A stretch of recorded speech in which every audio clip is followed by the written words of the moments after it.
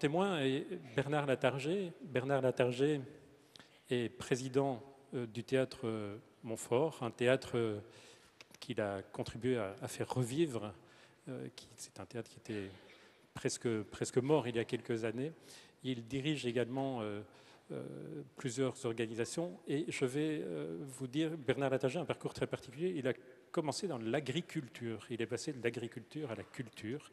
Et ça ne l'a pas empêché de diriger la Cinémathèque française, de passer au cabinet de Jacques Lang, de passer à la Fondation de France également. Donc il a un regard vraiment très ouvert sur la société française.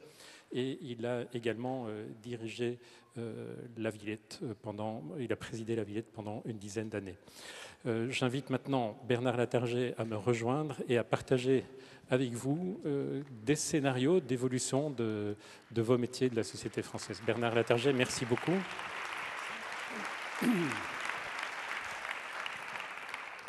Merci d'ouvrir ce cycle des grands témoins. Merci Yves Mathieu.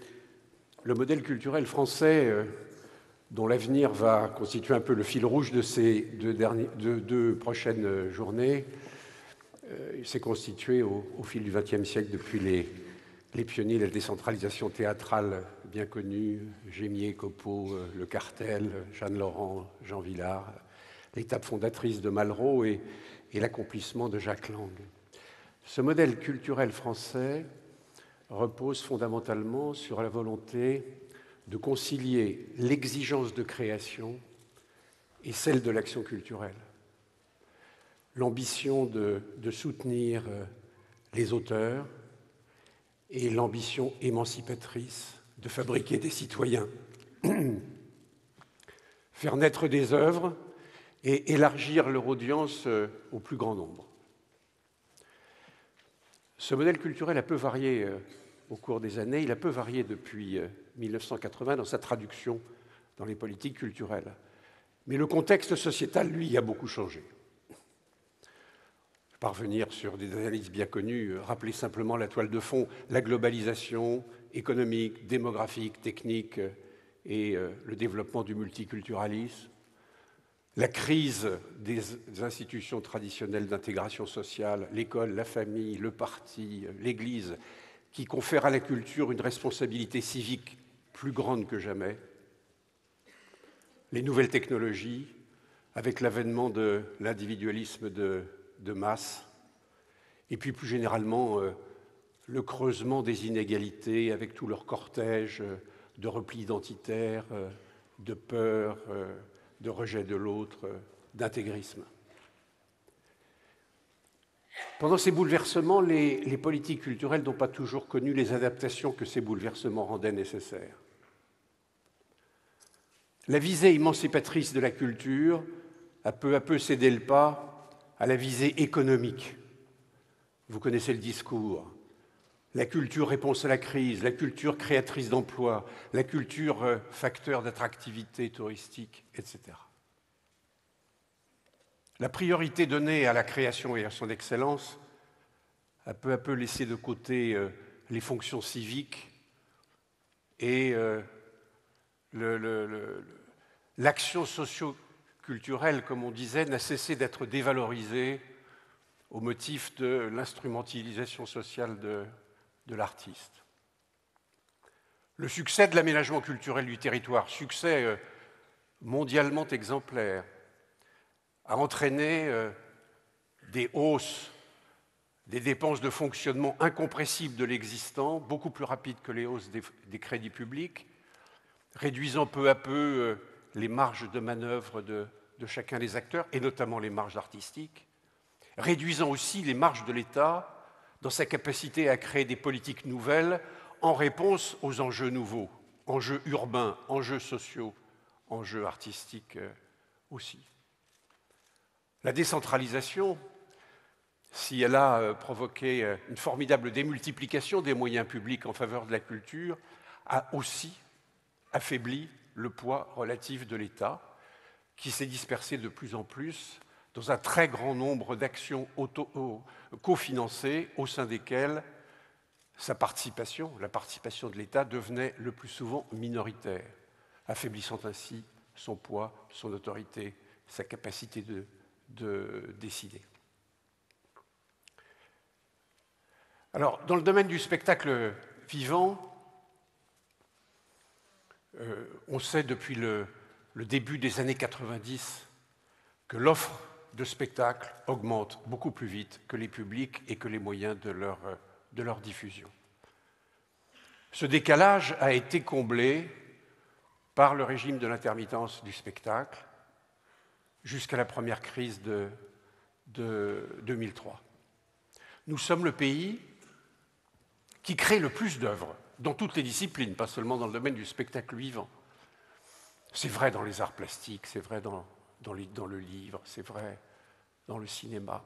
Nous sommes le pays qui crée le plus de représentations de ses œuvres, le plus d'expositions, le plus de concerts, le plus de bouquins, le plus de spectacles. Et c'est bien. Mais nous sommes aussi le pays dans lequel le nombre de représentations par spectacle est le plus faible, un des plus faibles. Je voyais par exemple que la semaine dernière, il était sorti en France 23 films nouveaux. La majorité de ces films est bien entendu condamnée à mort avant la fin de sa première semaine d'exploitation. Nous avons fait une étude à Londres l'année dernière, beaucoup d'entre vous y ont participé, vous en connaissez sans doute les résultats, une étude auprès de 30 compagnies indépendantes de spectacles vivants. Elle confirme que la précarité moyenne de ces compagnies s'aggrave.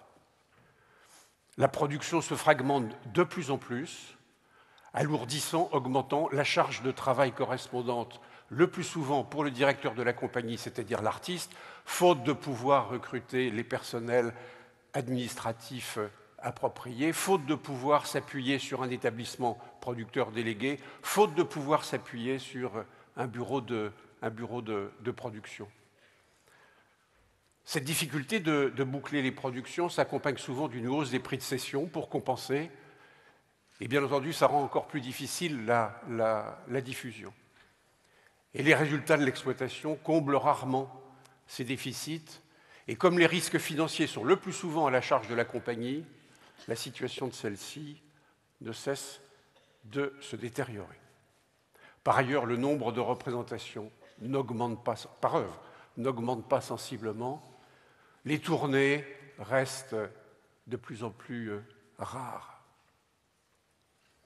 Alors face à ce constat, je renvoie tout d'abord à une étude récente de Jean-François Marguerin qui est ici présent et qui interviendra demain et qui vient de faire une analyse rétrospective extrêmement éclairante sur l'évolution des financements publics en faveur du spectacle vivant au cours de ces dernières années et qui dresse les perspectives possibles de l'évolution de ces financements dans l'avenir. L'hypothèse qu'il fait, et qui me paraît très optimiste, c'est que dans les 10 ans qui viennent, les crédits d'État demeureraient constants, demeureraient stables en francs constants. Quant aux crédits des collectivités locales, ils continueraient de décroître. Alors, si cette hypothèse plutôt optimiste est vérifiée, nous avons, je caricature, 3 scénarios, 3 chemins. Le premier, c'est le statu quo. Alors, beaucoup d'entre nous préfèrent cette solution parce que les marges de changement sont étroites et que tout choix de réforme présente des risques, des inconvénients connus et inévitables. Mais le statu quo, si l'hypothèse Marguerin est confirmée, dans 10 ans, on est dans le mur. Alors, il y a un deuxième chemin qui consiste à concentrer davantage des moyens plus rares sur des bénéficiaires moins nombreux pour conforter les productions et pour conforter les diffusions. Mais bien entendu, surgit immédiatement la critique, ça se fera au détriment de la création, de son foisonnement, de son effervescence, de sa diversité. Il y a un troisième chemin qui consiste à dire on va développer les publics, on va développer la fréquentation.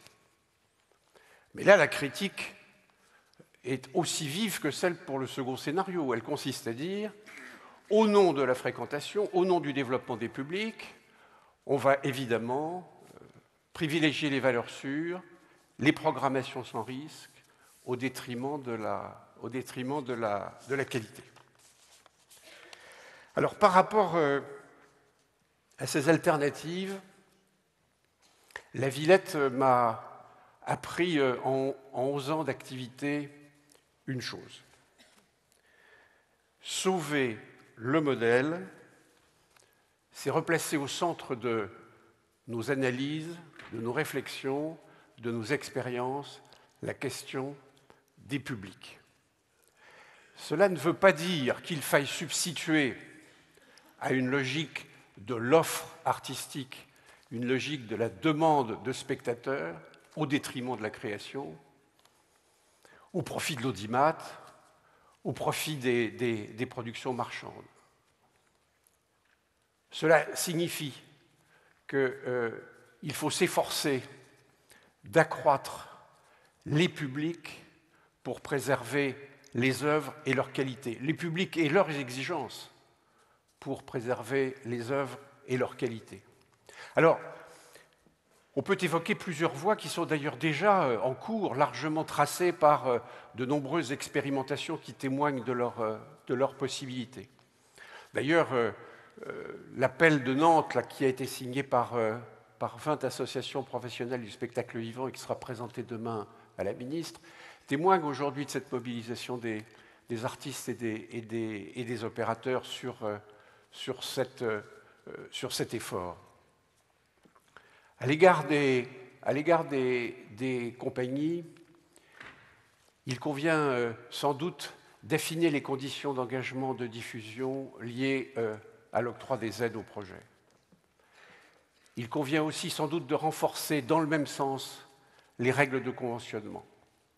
Il convient sans doute pour les pouvoirs publics d'inciter davantage, de soutenir davantage, d'encourager davantage les mutualisations, les mises en commun, les collectifs sur toutes les fonctions administratives, de production, de diffusion, de communication.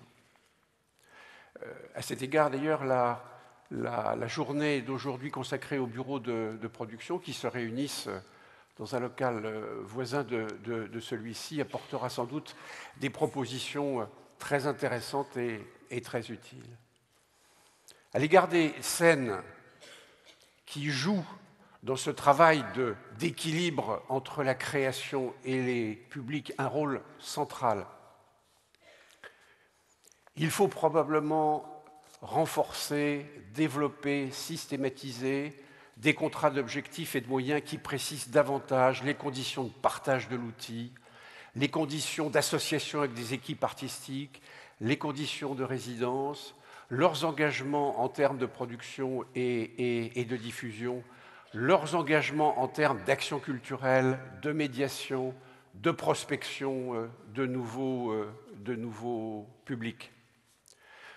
À plus long terme, il faudra sans doute renforcer sur un nombre plus limité de pôles des capacités nationales et internationales de production en choisissant parmi des théâtres nationaux, des CDN, des CCN, certaines scènes nationales, certains festivals. Et il conviendra sans doute aussi de rapprocher progressivement davantage le réseau des scènes nationales de celui des scènes conventionnées. Et au niveau national, il faudra sans doute que des outils comme l'ONDA, pas seulement l'ONDA, mais je pense l'exemple de l'ONDA parce que je le connais bien, consacrent davantage de leurs moyens à ces actions d'organisation des tournées, d'organisation des séries.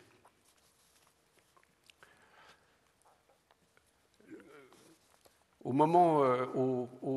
lendemain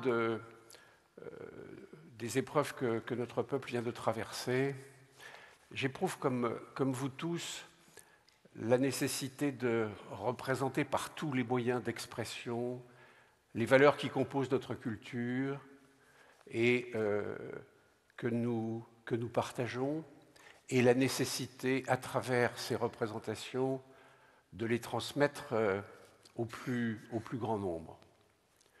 L'avenir du modèle culturel, ça n'est pas d'abord un problème économique. Il dépend de deux conditions inséparables. Bien sûr, une volonté politique, mais aussi un effort accru de l'ensemble du monde artistique et professionnel, dont le fil directeur doit être l'extension des publics. Je le répète pour conclure en une phrase, mon enseignement, ma conviction, mon témoignage, il ne s'agit plus aujourd'hui de mener en parallèle et a fortiori en rival la création artistique, la démocratisation culturelle. Il s'agit de faire revivre l'idéal de démocratisation culturelle pour préserver la création. Je vous remercie.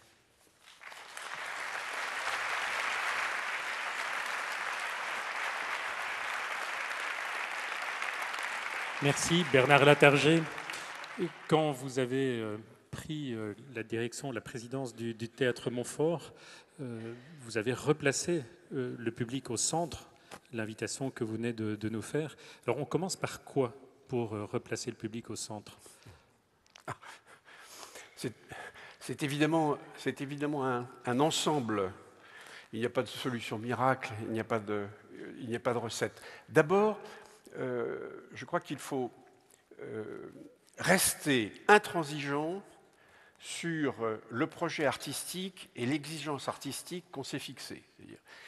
Il faut ne pas se dire « je vais aller chercher plus de public en jouant l'audimat ». En jouant exclusivement les valeurs sûres. D'abord la création. Je vais travailler un projet artistique original, inédit, qui donne au théâtre une identité qui sera progressivement reconnue par les spectateurs. Et je bâtis ma politique de recherche de public sur ce projet artistique et pas l'inverse. Je ne bâtis pas le projet artistique sur un objectif purement quantitatif de fréquentation.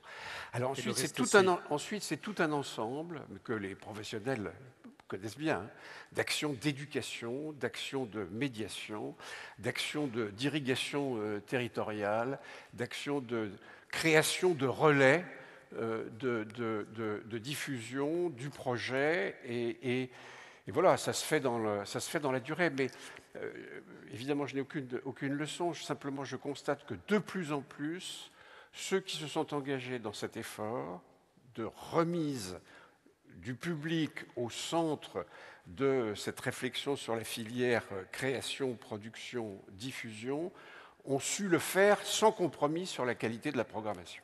Merci Bernard Latarjet.